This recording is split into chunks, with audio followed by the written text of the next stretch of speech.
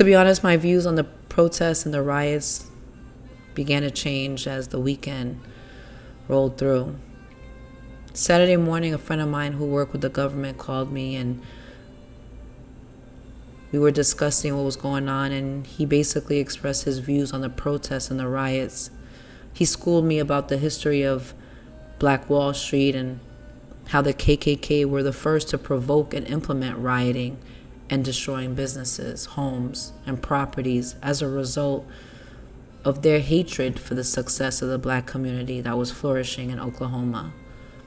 You could read more about it in the description. Later that afternoon, my mother came to visit, and we quickly jumped into conversation about the protests and the riots taking place. And within hours, more cities had already started protesting and gathering in support of the justice for Floyd and demand for police officers to be held accountable.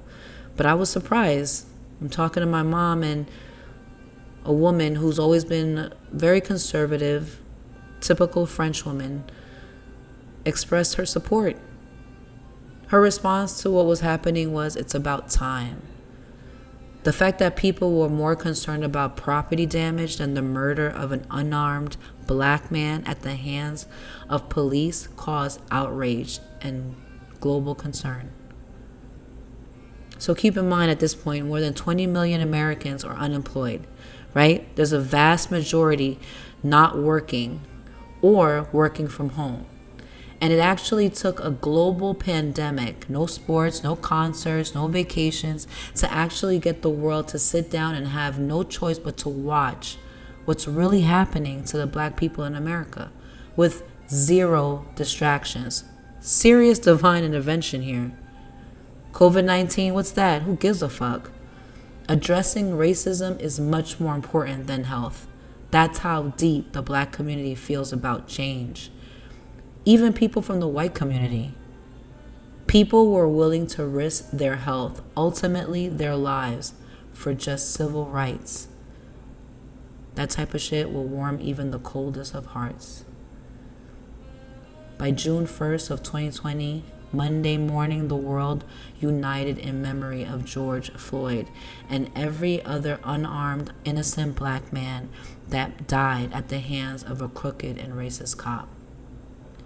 Now, to be fair, Black communities have peacefully protested police reform for years, decades, and only to be silenced and forgotten. The demand for social change went from 0 to 100 real quick, and you can see it in all the TikTok videos.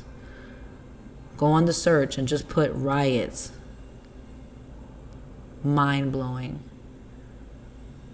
Just like that, overnight, COVID-19 virus took a backseat, and the Black Lives Matter movement took front stage and became a priority as an issue we needed to address as Americans immediately.